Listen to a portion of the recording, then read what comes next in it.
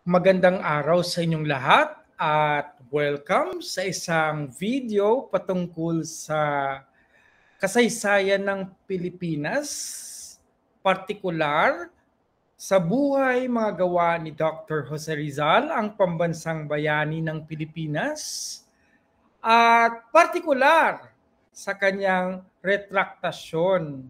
Nabalitaan nyo na ba na minsan nang naging issue ng kasaysayan ng Pilipinas na si Dr. Jose Rizal ay nag-retract o binawi ang kanyang mga sinabi, mga sinulat at mga pagkikritisismo sa pamahalang Espanyol sa Pilipinas at sa simbahan.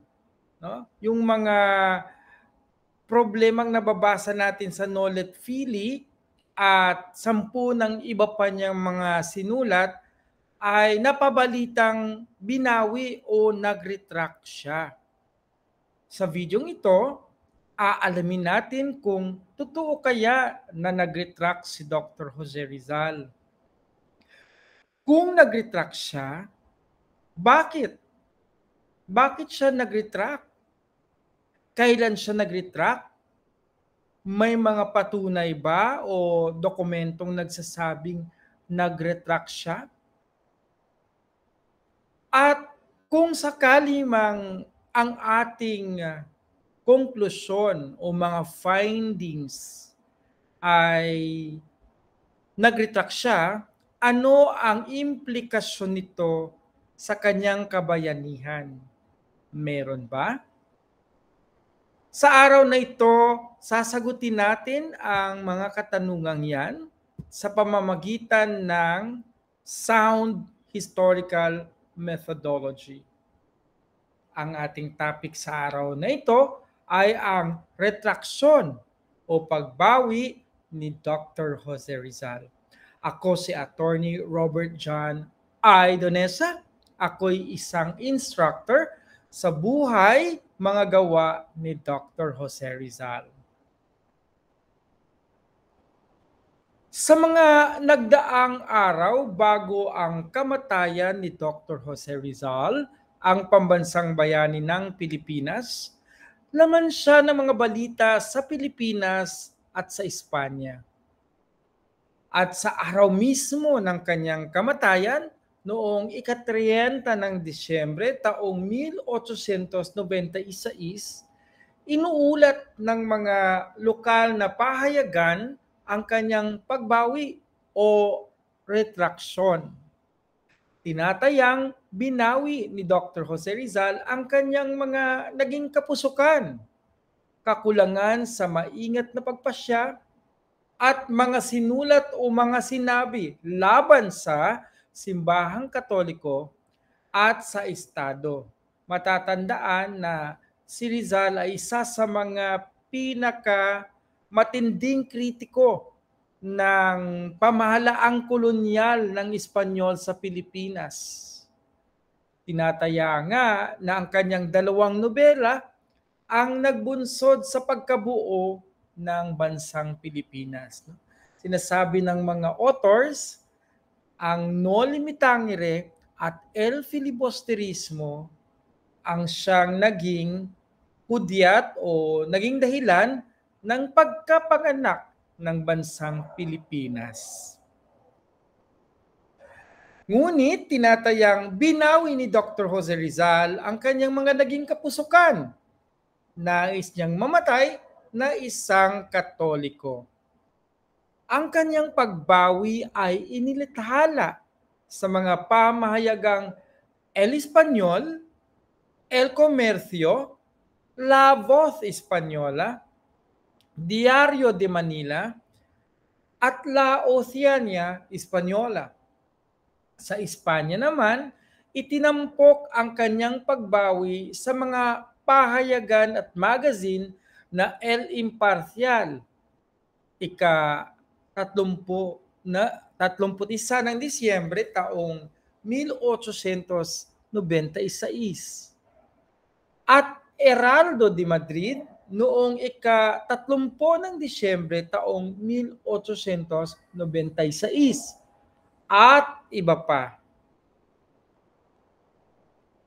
Halimbawa, matatagpuan sa Biblioteca Digital Hispanica itong diaryong Heraldo de Madrid. Nakabox dyan ang artikulo patungkol sa kanyang mga huling mga sandali sa buhay ni Dr. Jose Rizal. Ultimos momentos. Makikita dyan yung protesta de fe, no? Yung pagpapahayag niya ng kanyang paniniwala sa Katolikong simbahan, no? At pagbabalik loob niya sa simbahan. Makikita din sa El Imparcial ang mga huling sandali sa buhay ni Dr. Jose Rizal. El Fusilamiento de Rizal, Su Abordación, Protestas de Catolicismo. At nakabox din dyan ang restatement, no? At ang muling pagsulat ng kanyang retraktasyon. Nakasulat din sa pahayagang El Siglo Futuro, Diario Katoliko. Nakabilog ang kanyang retraktasyon o ang kanyang pagbawi sa lahat ng mga maaanghang na mga pagbabatikos niya sa Katolikong simbahan at sa pamahalaang kolonyal ng Espanya sa Pilipinas. Ngunit, hindi lahat ng tao ay naniniwala sa retraktasyon o sa pagbawi ni Dr. Jose Rizal. Maraming nagdududa at ang mga pagdududang ito ay talagang mabigat at may dahilan. Tingnan natin ang mga pagdududa ng mga kilalang mga author at kilalang mga personalidad sa Pilipinas at sa ibang bansa. Ang pagdududa ni Ginoong Austin Quates. Ang retraktasyon ayon kay Ginoong Austin Quates ay isang pandarayang eklesyastiko na pinalalaganap ng arsobispo. Ang mga praile na nagnanais na mag-retract si Dr. Jose Rizal, tiyak na walang nilagdaang pagbawi si Dr. Jose Rizal. Alam na alam niya ang kasiraang dulot ng sulat na ito sa kanya. At bukod pa, siya ay naniniwala sa Panginoon. Wala siyang dapat bawiin. Kung meron mang nilagdaang pagbawi, dapat ito'y nilabas upang masuri, lalong-lalo na ng pamilya Rizal na humiling na makita ito. Totoo nga naman.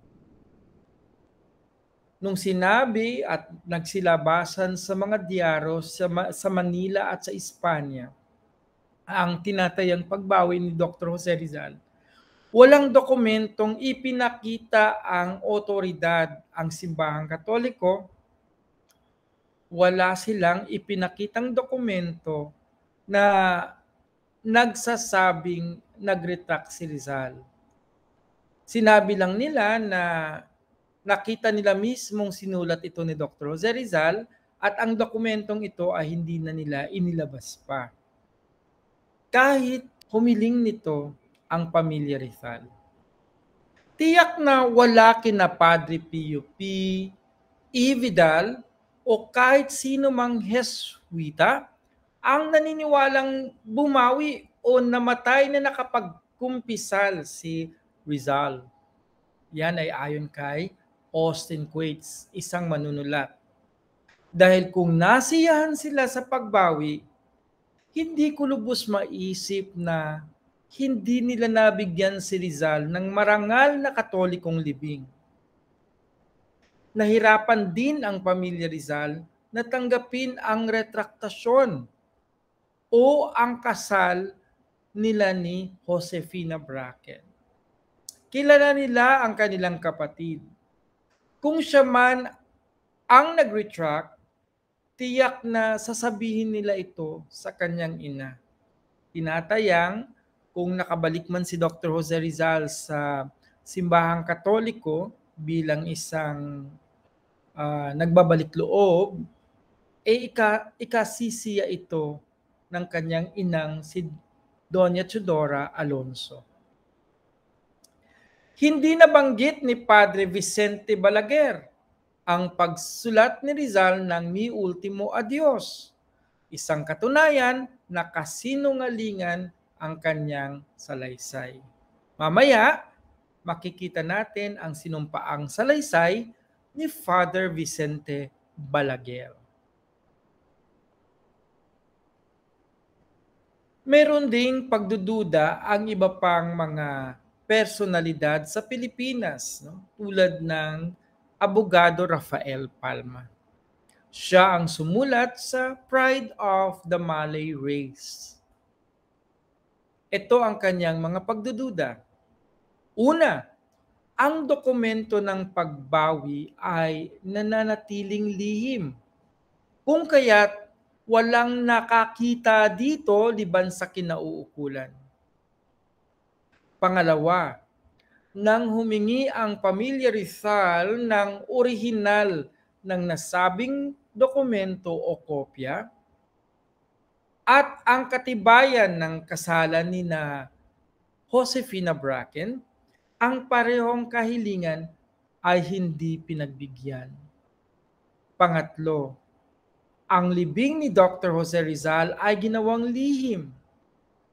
Ang kanyang bangkay ay binigay sa mga kasapi ng Katolikong kapisanang malapit sa mga praile, sa halip na ibigay sa pamilya Rizal na umaangkin dito.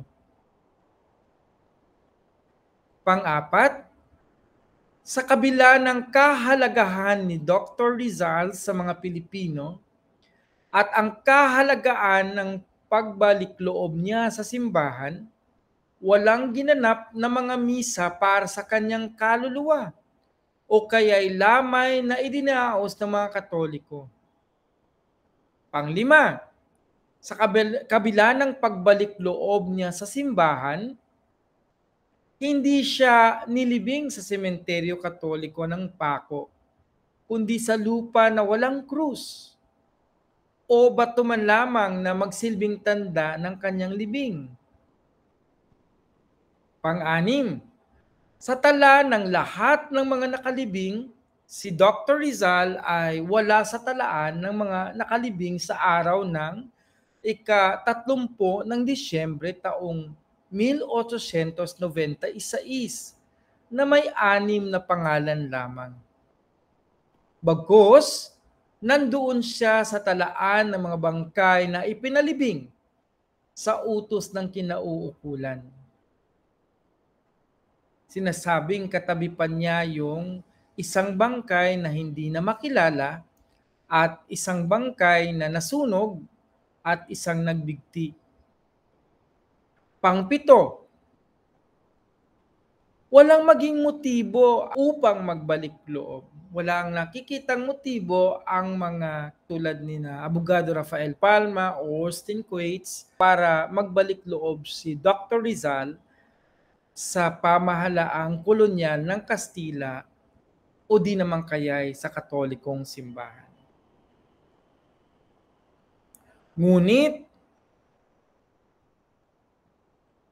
noong 1935 nagkaroon ng malaking twist. Natagpuan ang dokumento ng pagbawi. Noong 1935, natagpuan ni Father Manuel Gracia, CM, ang tagasinop ng Archdiocese ng Maynila, ang orihinal na sipi ng pagbawi ni Dr. Rizal sa isang bugkos ng mga papel na pinamagatang masoneria. Tinatawag ni Padre Gracia ang pansin ng Arsobispo ng Maynila na si Archbishop Michael O. Doherty patungkol dito. Ipinakita naman ito ng Archbishop sa Pangulong Manuel Quezon. Ito na mismo, nasa screen natin ang isang scanned copy ng retraktasyon ni Dr. Jose Rizal. Sinuri ito ni Ginoong Teodoro M. Calao, ang tagapamahala ng pambansang aklatan. Ipinahayag niya na ito ay tunay at wakas. Sinuri din ito ni Ginoong Carlos P. Romulo, ang patnugot ng Philippine Herald. Sumang-ayon siya sa mga natuklasan ni Ginoong Calao.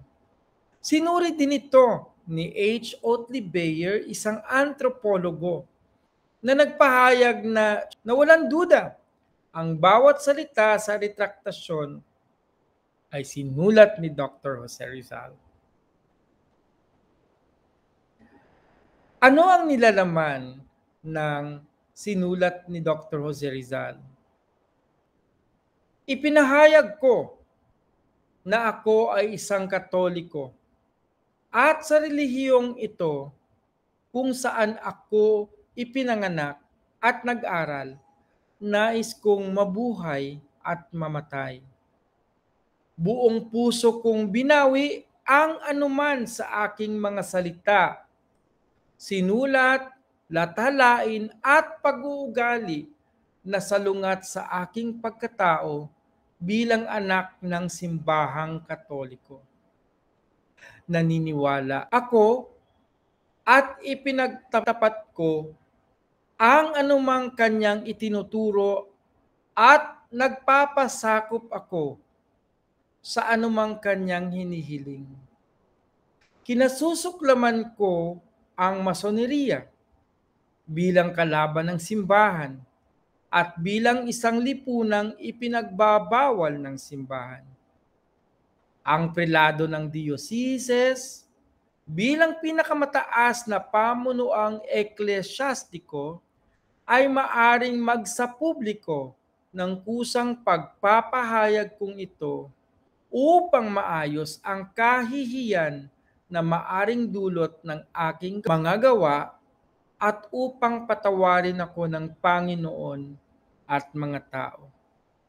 Maynila, ika-29 ng Disyembre taong 1896. Lagda, Jose Rizal. Lagda, Juan del Fresno, ang pinuno ng piket. Lagda, Eloy More, ang ayudante ng plaza. Binawi nga ba ni Rizal ang kanyang mga nasabi at naisulat?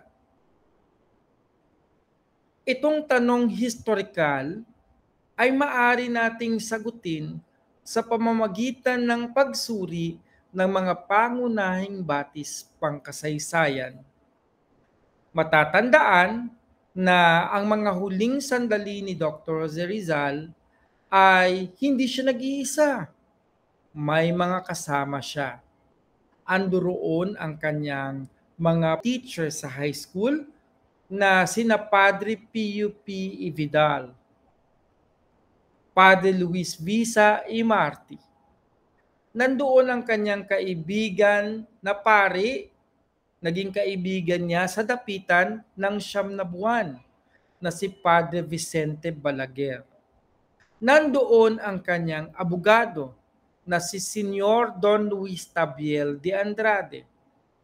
At makikita nyo, nandoon din sina Eloy Mori, nandoon din sina Juan del Fresno. Parehong nagtatrabaho sa pamahalaang kolonyal ng Espanyol sa Intramuros bilang ayudante ng plaza at pinuno ng piket. Nandoon din ang mga Guardia Civil at nandoon din ang isa sa mga sangay ng Guardia Civil, ang Cuerpo de Vigilancia na may sariling ulat. Ang dami nating pwedeng pagkuhanan ng kasagutan sa tanong, binawi nga ba ni Rizal ang kanyang mga nasabi at naisulat laban sa pamahalaang kolonyal ng Espanya at laban sa Katolikong simbahan? Ngunit, upang makatipid tayo sa panahon, ililimit lamang natin sa 3 ang ating pagsusuri. Kapag tinanong ko ang aking mga tagapakinig, mga mag-aaral, lagi nilang sinasabi gusto naming makita ang pahayag ni Senyor Don Luis Taviel de Andrade. Siya ang abogado ni Dr. Jose Rizal at sigurado kami na ipagtatanggol niya ang kanyang kliyente na si Dr. Jose Rizal. Ako naman, pipiliin ko si Padre Vicente Balaguer kasi siya mismo ay nandoon sa mga huling sandali ni Dr. Jose Rizal.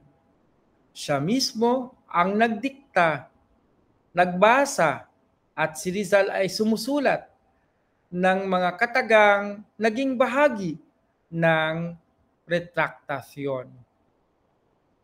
Kaya ang dalawa, sinumpaang salaysay ni Padre Vicente Balaguer, nakalinya dyan, at saka ang pahayag ni Senyor Don Luis Taviel de Andrade, ang abogado ni Rizal, at isama na rin natin ang isang grupo ng mga taong walang kinikilingan kasi sila'y espiya, ang Cuerpo de Vigilancia. Ang sinumpaang salaysay ni Padre Vicente Balaguer kasi ay inaatake nila bilang may kinikilingan, kumikiling sa pamahalaang Espanyol. Kasi nga siya ay bahagi ng konspirasiya daw na siraan si Dr. Jose Rizal. Siya ay bahagi ng kasinungalingan kay Dr. Jose Rizal. Samantalang ang pahayag naman ni Senyor Don Luis Taviel de Andrade ay kumikiling kay Dr. Jose Rizal dahil siya ang abogado ni Dr. Jose Rizal at pangangalagaan niya dapat ang kapakanan ng kanyang ipinagtatanggol. Kaya naman mahalaga ang ulat ng Cuerpo de Vigilancia kasi sila ay nagmamanman lamang sa kalayuan, hindi man tumpak ang kanilang mga naisulat pero ang konteksto ay nakikita nila at naisusulat nila. Halimbawa, nakikita nila kung sakali mang may pinirmahan o may sinulat si Rizal, hindi man nila alam ang laman o nilalaman ng pinirmahan ni Rizal, makikita nila kung nagsulat o pumirma si Rizal. Pangalawa, makikita nila mula sa kalayuan kung kinasal nga si Josefina Bracken at si Dr. Jose Rizal. Pangatlo, makikita din nila ang mga kilos ni Dr. Jose Rizal kung siya ba ay nanumbalik sa paniniwalang Katolisismo. Makikita nila kung siya ba ay sumali sa misa na ginawa ng mga paring nakapalibot sa kanya, sabay nangumpisal, at iba pang mga gawain ng isang taong nanumbalik sa yakap ng Katolikong simbahan. Kaya ipasantabi muna natin ang mga salaysay ng iba pang mga witnesses o mga saksi tulad ni Padre Pio P. Vidal, at sinumpaang salaysay ni Padre Luis Visa y Marti. Ang mga salaysay na ito ay nasasaklaw na sa salaysay ni Padre Vicente Balaguer. Unahin natin ang sinumpaang salaysay ni Padre Vicente Balaguer Illacer. Sinulat niya ito sa Murcia, sa Espanya, noong 8 ng Agosto taong 1917. Kumbaga ito ay malayo na noong time na namatay si Dr. Jose Rizal at siya'y pinuntahan ng isang mananaliksik sa kanyang bahay sa Murcia. Siya na ay retiradong pari. At ang panahong ito, 1917, ang Pilipinas ay nasa ilalim na ng pamahalaang Amerikano. Kumbaga wala ng dahilan na magsinungaling pa ang paring ito kasi wala na silang dahilan na manatili pa sa Pilipinas gawa ngang ang Pilipinas ay nailipat na sa ilalim ng pamahalaang Amerikano sa bisa ng kasunduan sa Paris. Don Vicente Balaguer Liafer, nasa 8 gulang, binata, pare at mamamayan ng Orihuela, nakatira sa Cali Colegio, Ciudad ng Murcia. Ang litatong yan ay ang kasalukuyang Cali Colegio sa Ciudad ng Murcia. Nakilala ko ang nasabing si Dr. Rizal sa Dapitan, kung saan ako noon ay naging paring misyonero sa misyon ng Mindanao. At kung saan napatapon ang nasabing Ginoo. At kung saan itinuring ko siyang kaibigan sa loob ng 9 na buwan. Yan ngayon ang kasalukuyang altar ng Katolikong simbahan sa Dapitan, kung saan tinatayang nakinig si Dr. Jose Rizal ng misa tuwing linggo. Mag-aalas 10 noon ng umaga nang pumunta kami ni Padre Villa Clara sa Fort Santiago, kung saan naroon ang kapilyang kulungan ni Dr. Jose Rizal. Magiliw niya kaming tinanggap at niyakap. Sa tingin ko, nararapat kong tukuyin na noong nagpasabi ang Arsobispo sa Ateneo na ibilin na kung mangyaring magbalik loob ang bilanggo na si Dr. Jose Rizal, bago igawad ang mga banal na sakramento, kailangan munang gumawa si Dr. Rizal ng pampublikong pagbawi sa kanyang mga pagkakamali. Yan ang lumang larawan ng kulungan ni Dr. Jose Rizal sa Fort Santiago. Ito'y kailangan niyang gawin sa salita at sa sulat at ipahayag ang kanyang paniniwalang Katolika upang matamo ang layuning ito. Nang tumungo ang Reverendo Padre Superior na si Padre Pio P. sa palasyo ng Arsobispo, may dala na siyang burador ng pagbawi at pinaikling pagpapahayag ng pananampalatayang Katolika. Bagamat naintindihan niya ang kakailanganing sulat mula kay Dr. Rizal, nung binasa ng Arsobispo ang burador, nagpahayag siya na ito'y sapat na. Ngunit magpapagawa siya ng may higit na masaklaw na retraktasyon. Naiiklian siya sa gawang burador o draft ni Padre Pio P. Vidal. Bago pumunta sa Fort Santiago, pumunta muna ako sa palasyo ng Archbishop upang tumanggap ng mga utos at tagubilin mula sa Arsobispo.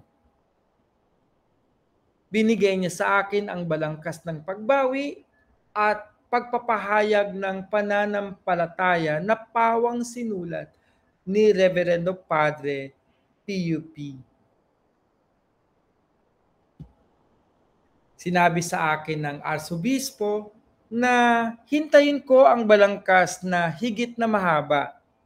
Iharap ang 2 balangkas sa bilanggo upang makapamili siya ayon sa kanyang nais. Ngunit kung ang mapili niya ay ang maiksi na balangkas na gawa ni Padre Pio P, ito'y sapat na rin upang igawad ang mga banal na sakramento. Matatandaan na nais niyang pakasalan si Josefina Bracken. Kailangan niyang ng sacrament of marriage. Pero hindi naman ito basta-basta binibigay ng simbahan. Nais ng simbahan na bago ito ibigay ay isulat niya muna ang kanyang paniniwala. At kailangan niyang isulat na naniniwala siya sa mga turo ng simbahan. At tinalikuran na niya yung mga paniniwala niya dati at binabawi na niya yung mga pagbabatikos niya sa simbahan. At nung humarap kaming dalawang pari na nasa kapilya, at matapos magkamustahan at mag-usap tungkol sa iba't ibang bagay, ako na nakakaalam sa kasaysayan at kamalian na nakapaloob sa kanyang mga akda at upang matupad ang aming maselang misyon, kailangan kong hilingin kay Rizal na magsalaysay siya patungkol sa kanyang mga kuro-kuro patungkol sa pananampalataya. Ayan na, sinimulan na ni Father Vicente Balaguer ang pag-convince kay Rizal na bumalik na sa yakap ng Katolikong simbahan. Nagpakita siya kaagad ng pagiging isang protestante dahil sa ilang mga parirala kung saan ipinahayag niya ang pagmamahal at paggalang kay Hesukristo. Ngunit tahasan niyang sinasabi, humigit kumulang, na ang kanyang tuntunin ng pananampalataya ay ang salita ng Diyos na nasa banal na kasulatan. Ngunit nang maipakita ko sa kanya na mali at hindi mapagtibay ang gayong pamantayan, dahil kung walang otoridad ng simbahan ang pagiging tunay na banal ng kasulatan o ng mga aklat na tunay na inihayag ng Diyos ay hindi mapapatunayan. Ito'y argumento ni Father Vicente Balaguer. Hindi natin necessarily i-adapt ito, pero ito yung kanyang argumento nung nakausap niya si Dr. Rizal. At ang individual na katwiran iyon ay hindi maaaring magamit upang magbigay kahulugan sa salita ng Diyos. No? Gustong ipahayag ni Father Vicente Balaguer na bagamat pwede nating basahin ang Biblia, kailangan itong i-interpret ng Katolikong simbahan na siyang may otoridad na magbigay kahulugan sa mga ito. Hindi maaari yung individual na pakahulugan, kundi yung mismong simbahan na siyang nag-aaral at may otoridad mag-interpret ng mga salita ng Diyos. Hindi ito necessary na stand natin. Stand ito ni Padre Vicente Balaguer nung kinukonbinsi niya si Rizal na magbalik loob sa simbahang Katoliko. May ilan na nagbibigay kahulugan sa salita ng Diyos ayon sa kanilang nais. Ipinahayag nila ang kanilang sarili na lantaran na rasyonalista o malayang mag-isip. Hindi tumatanggap ng ibang pamantay ng katotohanan liban sa individual na kadahilanan.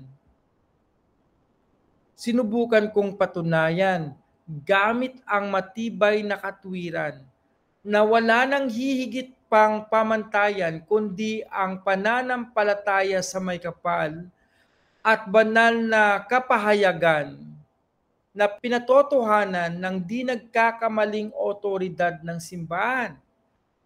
Dahil pinatotohanan nito na pareho ng katwiran, kasaysayan at kredibilidad na inaalok ng simbahan na may katibayan.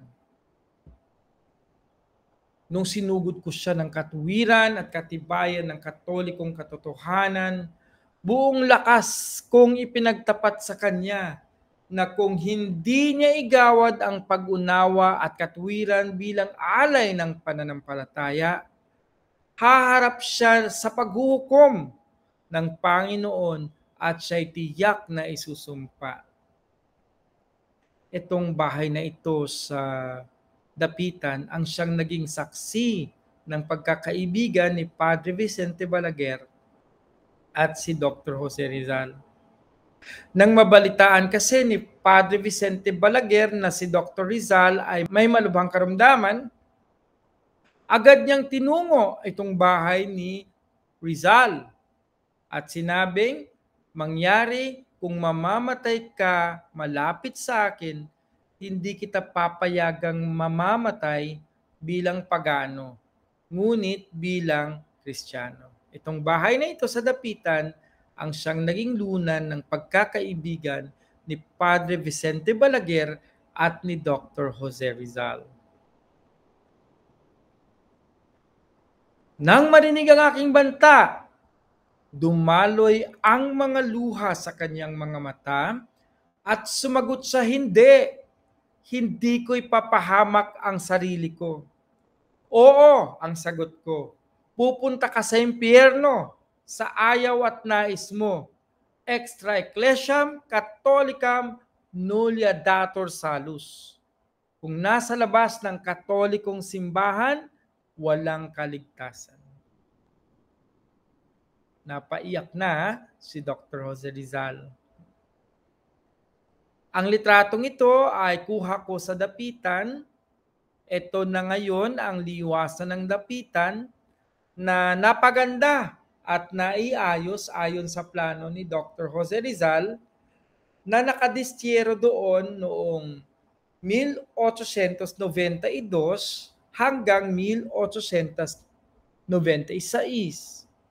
Sa tulong ng kanyang guro na si Father Francisco de Paula Sanchez, SJ, nabuo nila ang mapa ng Mindanao na nakaumbok sa lupa sa liwasang yan. Yan yung gate papunta doon sa malaking mapa ng Mindanao na binuo ni Dr. Jose Rizal.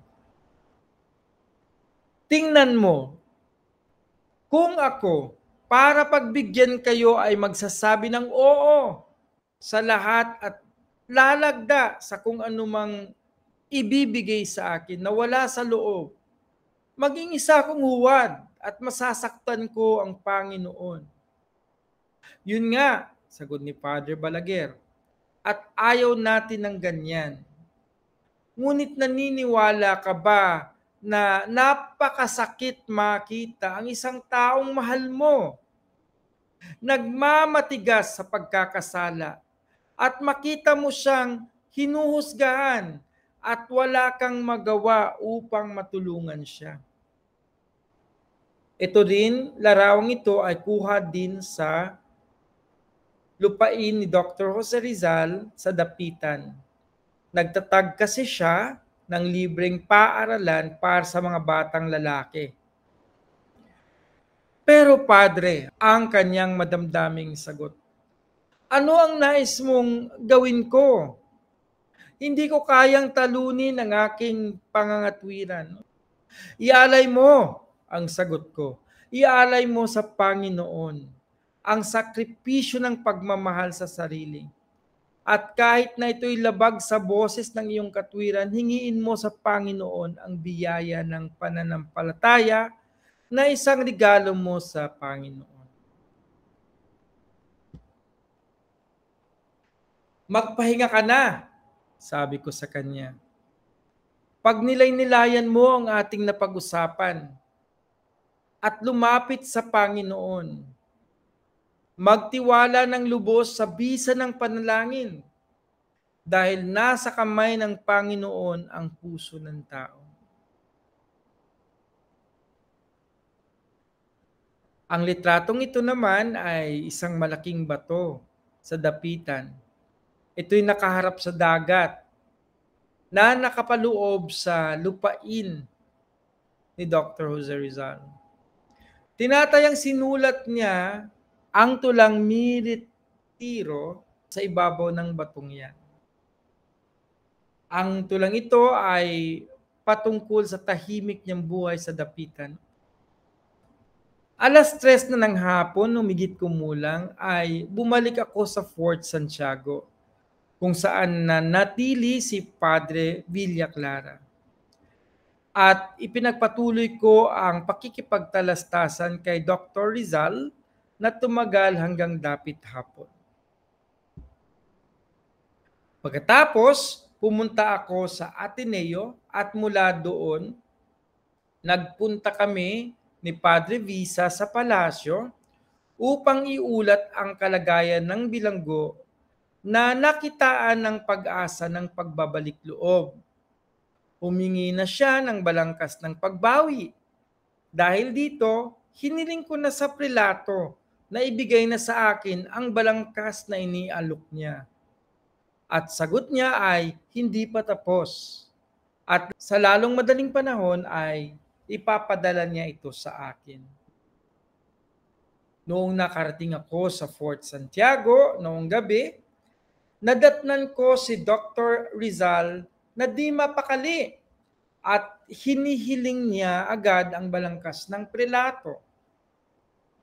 Dumating sa wakas ang balangkas bandang 10:00 na ng gabi at nang malaman niya ito ay dali-dali niyang hiningi sa akin. Di ko pa man nabasa, tinawag niya ako at hiniling niya na basahin ko sa kanya. Umupo kaming dalawa sa isang mesa kung saan may papel at mensaheng isusulat at sinimulan kong basahin ang balangkas ng retraktasyon. Ngunit nung marinig niya ang unang talata, sinabi niya, "Padre, huwag ka nang magpatuloy. Ang istilong yan ay kakaiba sa akin at hindi ko yan malalagdaan. Dahil kailangan palabasin na ako mismo ang sumulat.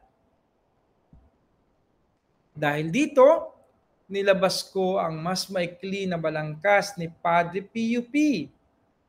Binasa ko ang unang talata at sinabi niya, ang istilong yan, Padre, ay payak katulad nung sa akin.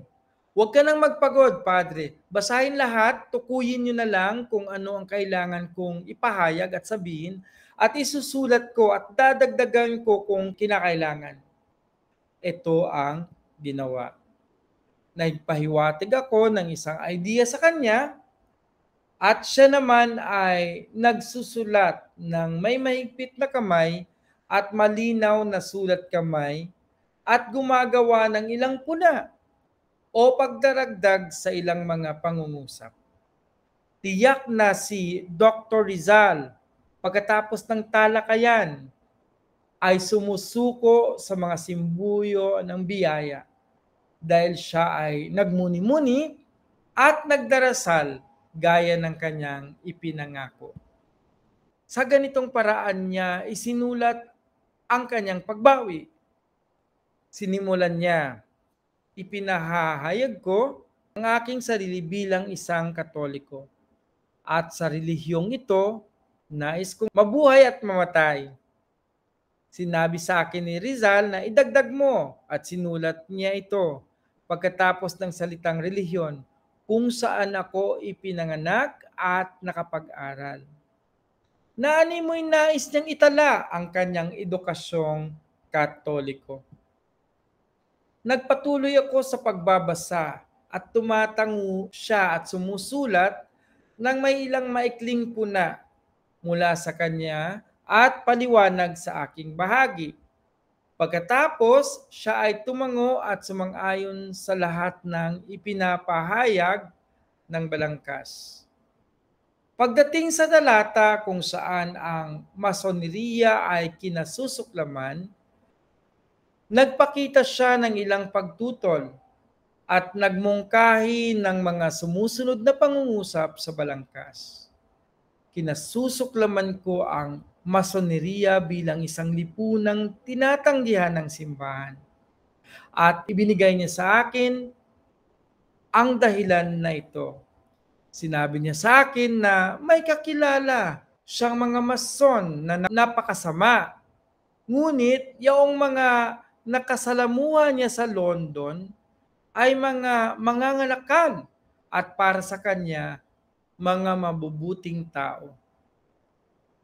Ito rin ay tila nagpapahiwatig na ang uri ng masoneriya sa Pilipinas ay hindi humihiling na itakwil ang pananampalatayang Katoliko.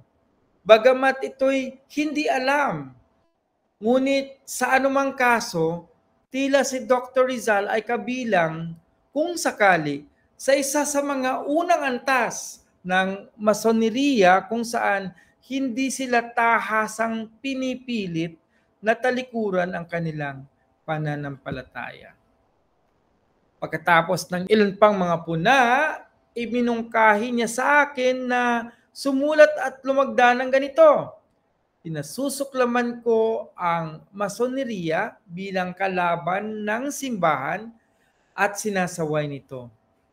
Isinulat din niya ito: "Ipinagpatuloy ko ang pagbabasa at pagpapahiwatig ng mga ideya ng balangkas at tumatango siya na may mga konting puna.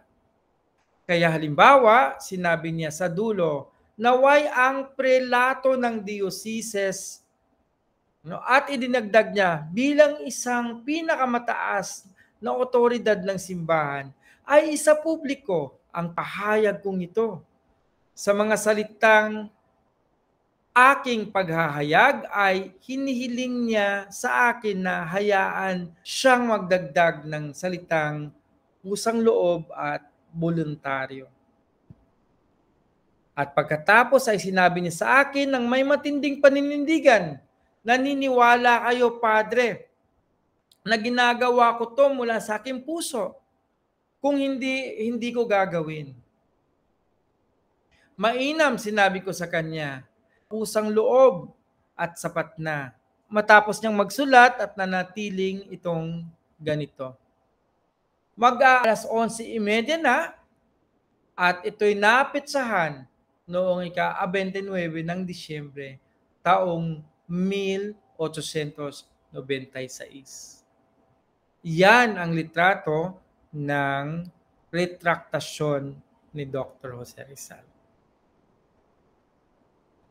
Ako, ang notaryo pumirma, lagda at inisyal ay nagpapatotoo na pinirmahan ito ni Vicente Balaguer S.J.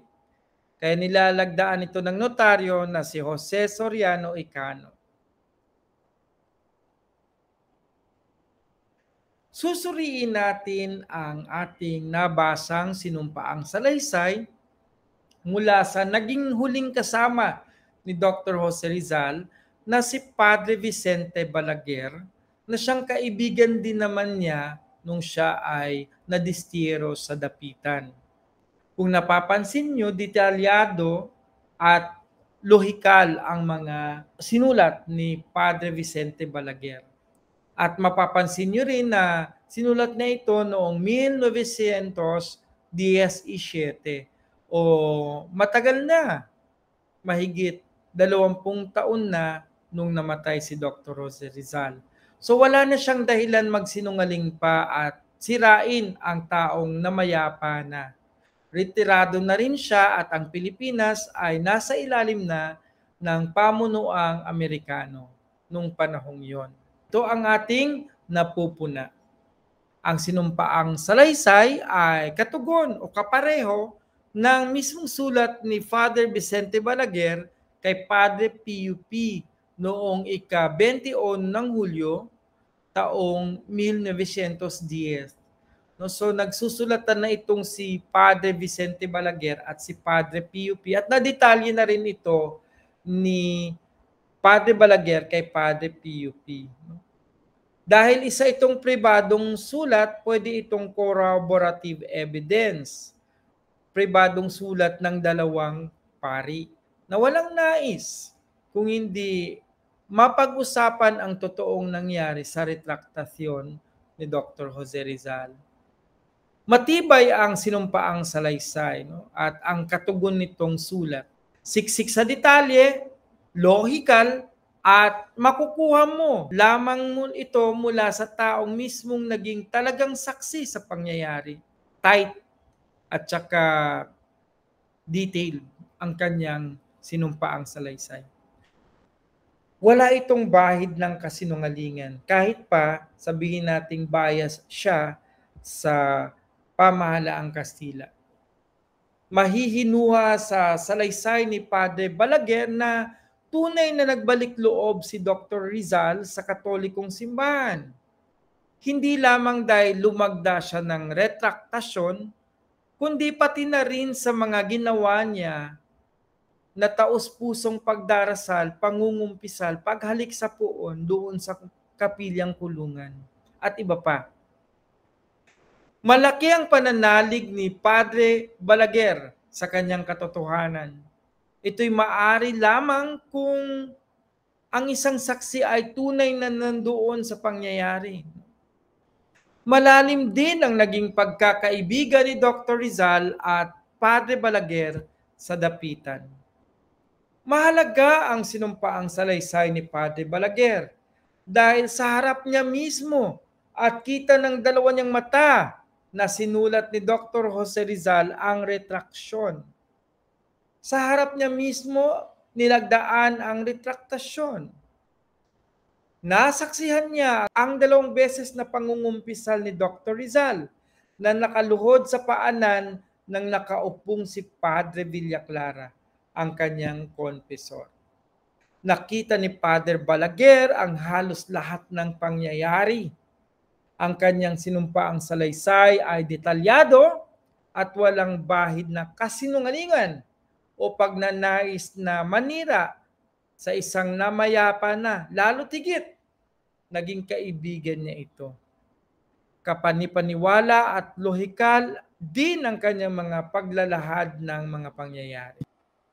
Ang ikalawang dokumento na ating aaralin ay ang affidavit o sinumpaang salaysay o pahayag ng abogado ni Rizal na si Don Luis Taviel de Andrade.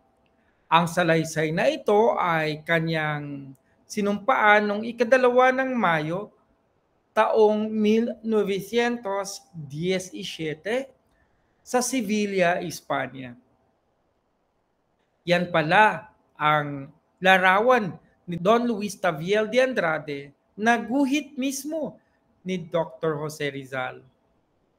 At yan ang unang pahina ng kanyang pahayag o sinumpaang pahayag. Noong umaga, 30 ng Disyembre, 1896, nagtungo si Taviel sa Fort Santiago.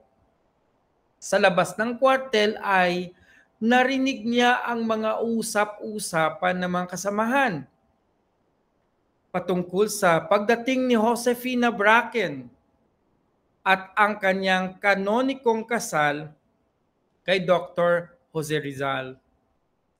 Nadatnan ni Josefina si Rizal kasama ang mga paring Jesuita na nagdarasal. Natapos ang dasal sa pamamagitan ng paghalik ni Dr. Rizal sa imahe ng Sagrado Corazon de Jesus na nililok ni Rizal noong siya'y bata pa at isang mag-aaral pa lamang sa Ateneo. Ayon sa affidavit ni Luis Taviel de Andrade patungkol sa prosesyon papunta sa Bagong Bayan kung saan babarilin si Dr. Jose Rizal. Upang masilayan ng pagdaan ng malungkot na prosesyon, masasabing nagtipon ang buong Maynila. Si Dr. Rizal ay kalmado, tahimik at may tunay na kahanga-hangang katatagan sa pag-iisip, ngunit hindi nangangahulugang pagmamayabang at pagmamataas. Nag-aalala si Dr. Rizal sa 2 bagay tungkol sa kanyang pagkamatay bilang isang mabuting Kristiyano at bilang isang taong marangal dahil hindi siya nakadama ng kahit katiting na pagsisisi sa pagiging taksil niya sa Espanya. Duda si Rizal, normal pa ba akong tao? Gusto kong mamatay bilang isang mabuting Kristiyano, pero bakit ganun? Wala akong naramdaman na pagsisisi sa ginawa ko laban sa mga Espanyol na tinaksilan ko sila. No? Ako ba'y isang taong marangal? No? At dahil dito, kung minsan ay inuulit ang mga panalangin na binigkas ng mga Heswita at hinahalikan ang krus na dala. Kayo nang humusga kung nagbalik si Rizal sa Katolikong paniniwala.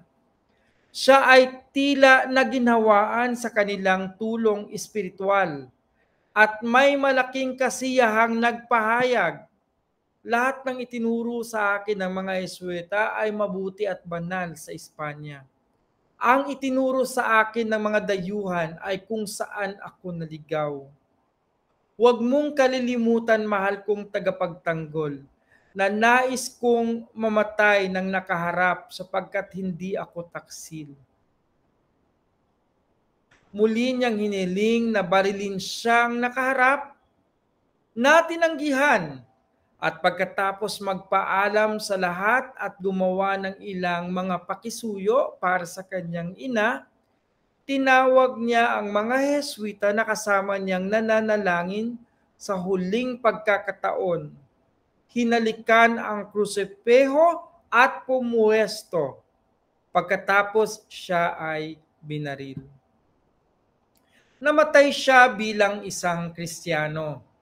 Sa gayoy pinagtibay ang retraktasyon na ginawa niya sa kapilya na ang nilalaman nito ay nakalimbag sa iba't ibang lokal na pahayagan na Diario de Manila, El Espanyol, El Comercio at iba pa. Laging nagbabasa si Don Luis Taviel de Andrade ng mga dyaryo bilang isang abogado. Nilagdaan Luis Taviel de Andrade, Don Francisco Monadero ang kanyang notaryo publiko. Ating suriin ang kanyang sinulat. Mahalaga ang pahayag ni Don Luis Taviel de Andrade dahil isa itong pangunahing batis pangkasaysayan sa mga sumusunod na katotohanan. Na ang prosesyon papuntang Bagong Bayan kung saan gaganapin ang pagbaril kay Dr. Jose Rizal, napansin niyang panatag si Dr. Rizal at nag-aalala lamang sa dalawang bagay. Ang mamatay siya bilang mabuting Kristiyano at bilang isang taong may dangal. Na napansin din niya na nagpapagaan sa loob ni Dr. Jose Rizal ang mga dasal ng dalawang pari na kanyang sinasabayan at ang paghahalik sa krusipiho. Kayo nang magusga na bago siya pumwesto upang barilin sa Bagong Bayan ay nagpaalam muna siya sa lahat. Nagdasal kasama sina Father Stanislao March at Jose Villaclara at humalik sa krusipiho. Nagpapatibay ito sa pagbabalik loob ni Dr. Jose Rizal sa Katolikong simbahan. Tagapagtanggol ni Dr. Rizal si Taviel de Andrade kung kaya't wala siyang dahilan na siraan ito. Puntahan naman natin ang ulat ng Cuerpo de Vigilancia. Ang Cuerpo de Vigilancia ay isang sangay ng Guardia Civil na itinatag upang manmanan ang mga rebelde sa Pilipinas tulad nina Emilio Aguinaldo, Jose Rizal, Andres Bonifacio.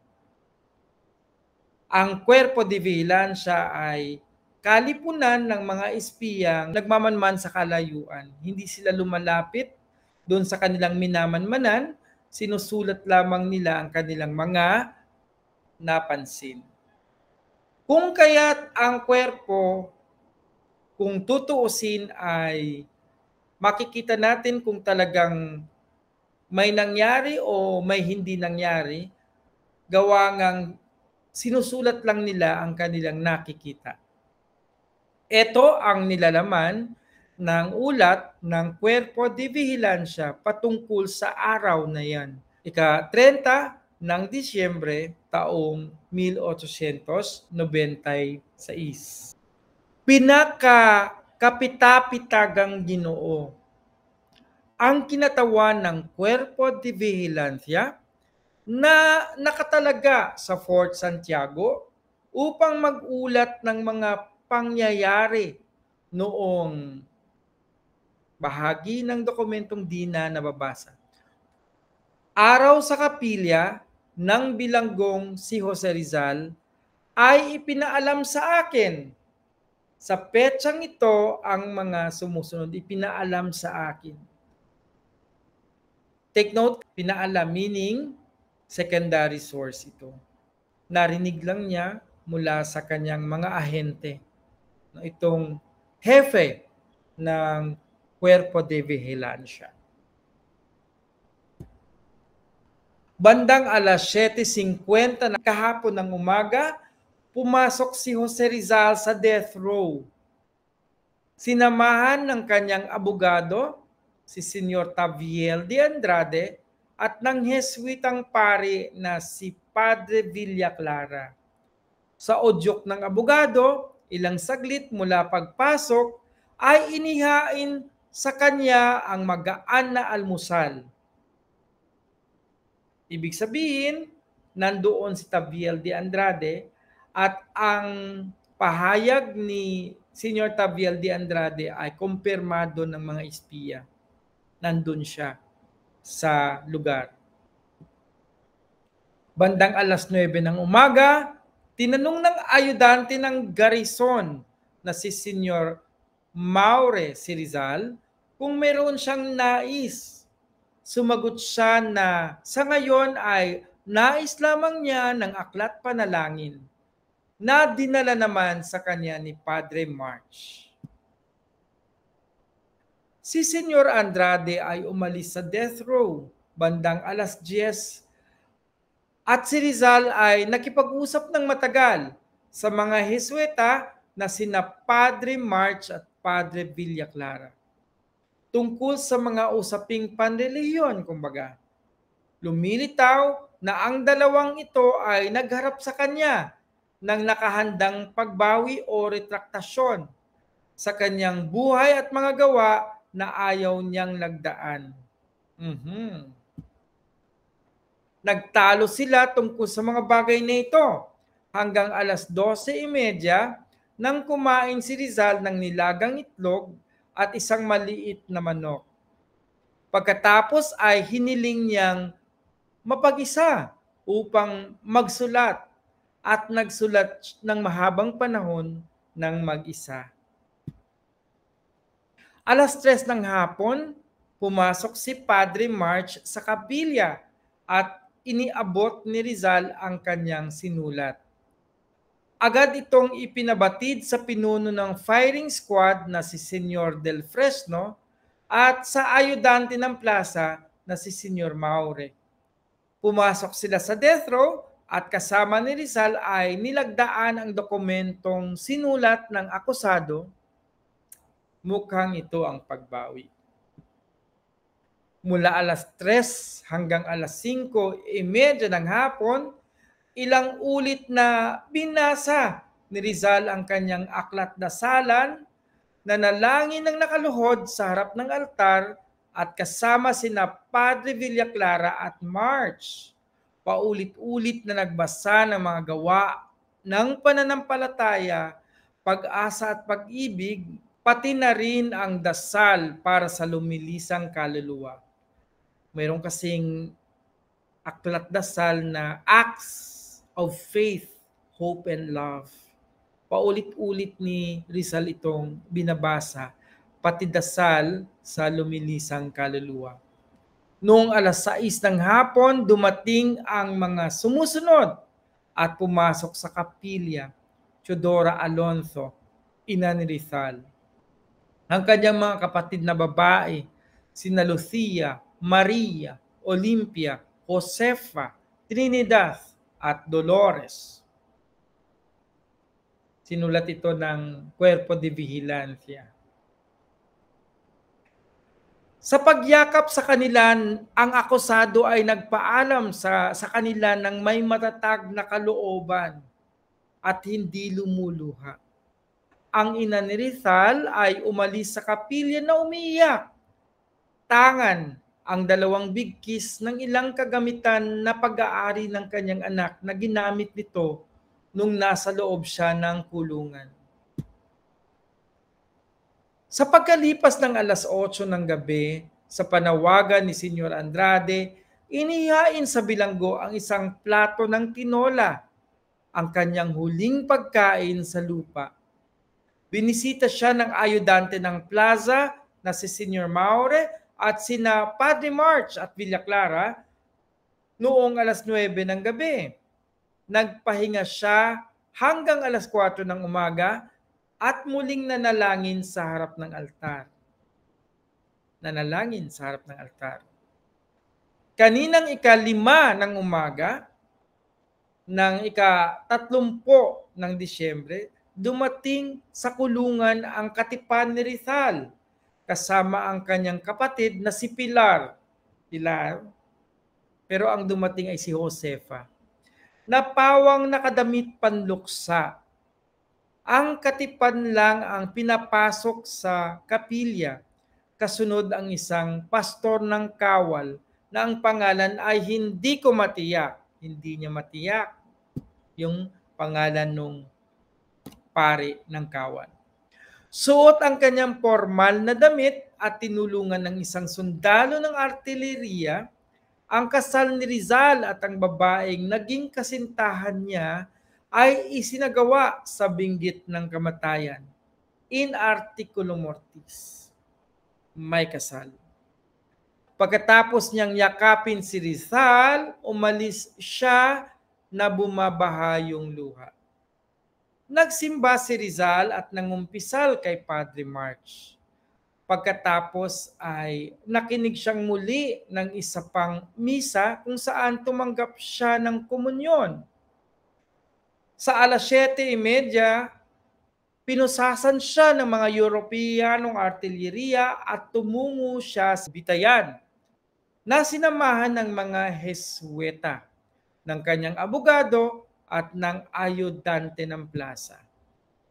Binigyan siya ni Padre March ng banal na larawan ng Berhin na paulit-ulit niyang hinahalikan. Nang umalis ang akusado, napansin kong napakaputla niya. Ngunit sigurado ako na sa lahat ng oras na siya ay nakakulong, ay nagpamalas siya ng kakaibang tibay ng loob at katatagan. Pagkalooban ng Panginoon ang inyong kamahalan, Maynila, ika-30 ng Disyembre, taong 1896, punong taga-siyasat, Federico Moreno. Matatandaan na ito mismong dokumentong ito ay sinumite sa araw ng pagkamatay ni Dr. Jose Rizal. Titingnan natin ang ating pagsusuri. Sa retraksyon ni Dr. Jose Rizal, hindi maituturing na pangunahing batis pangkasaysayan ang ulat ng Cuerpo de Vigilancia de Manila dahil ito ay sulat ng isang hindi nakasaksi sa pangyayari. Ulat ito ni Ginoong Federico Moreno, punong taga-siyasat ng Cuerpo de Vigilancia, at nakabatay lamang ito sa mga tala ng kanyang mga ahente.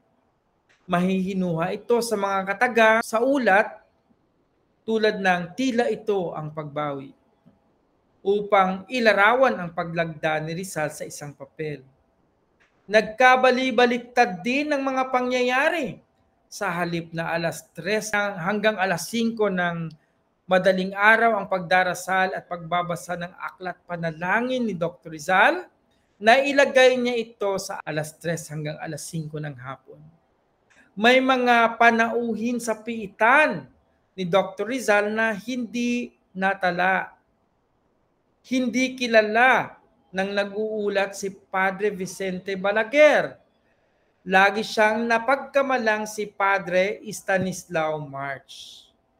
Nagkamali-mali ang mga pangalan ng mga kapatid ni Dr. Rizal.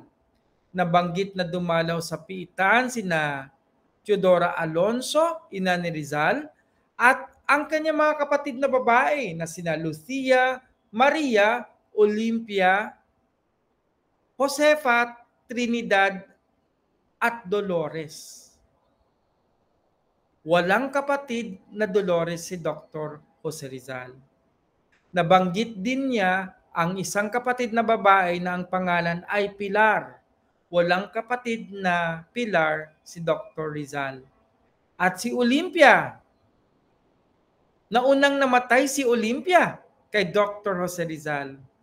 Natandaan nyo, namatay siya na nanganak. No? At si Dr. Jose Rizal mismo ang nagpaanak.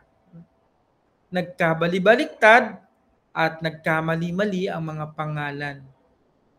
Kaya hindi natin pwedeng pagkatiwalaan ang ulat patungkol sa mga pangalan ng Cuerpo de Vigilancia kasi hindi sila nag-verify o nagtanong kung sino-sino ang mga bisita.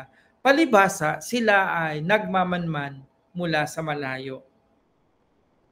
Hindi malapitan ang mga pagmamasid ng mga ahente dahil sinulat ito mula sa malayong pagmamasid. Hindi nila matutukoy ang mga nilalaman ng mga papel na nilagdaan ni Dr. Rizal.